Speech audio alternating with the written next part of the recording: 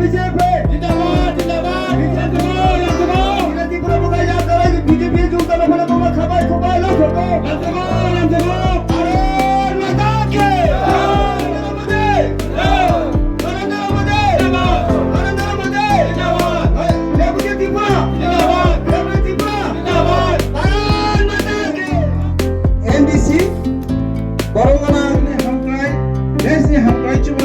भाई दो আপনি বাবাই আং যতন হামবাইরো আং বেশি কম ছাকলা মন্ডলের অন্তর্গত 7 নম্বর বুথ কোকিলমণি পাড়া।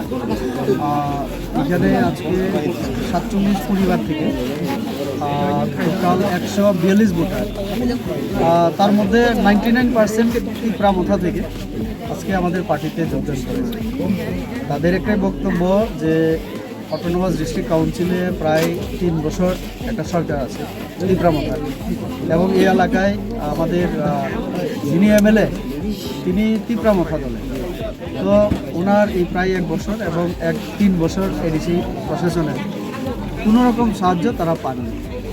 এবং যে সমস্ত যে উঠানে আমরা আজকে মিটিং করছি এই যে ঘরটা এটাও মাননীয় প্রধানমন্ত্রীর দেওয়া, তো জল বিদ্যুৎ বা রেশনের বিনামূল্যে খাদ্য সামগ্রী এই সমস্ত কিছু যদি মোদী সরকার দিয়ে থাকে, বিজেপি সরকার দিয়ে থাকে, তো তাহলে ত্রিপুরা করে কোনো লাভ নেই।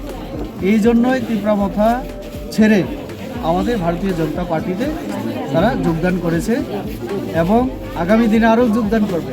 আমি গত মাসেও এই মণ্ডলে প্রায় আমার ঠিক খেয়াল নেই প্রায় 300-350 ভোটার আমি যোগদান করেছি।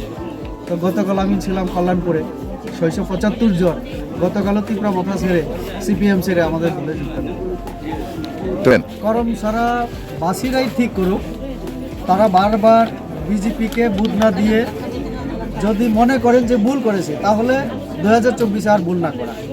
কারণ গতবারও আমি এখানে প্রায় 7000 বুথ কম পেয়েছিলাম, কিন্তু আমার মার্জিন জয়লাভের যে মার্জিন 2,04,200 সামথিং ছিল, 2,04,200 আরও বেশি, এত ব্যবধানে আমি জয়লাভ করেছিলাম।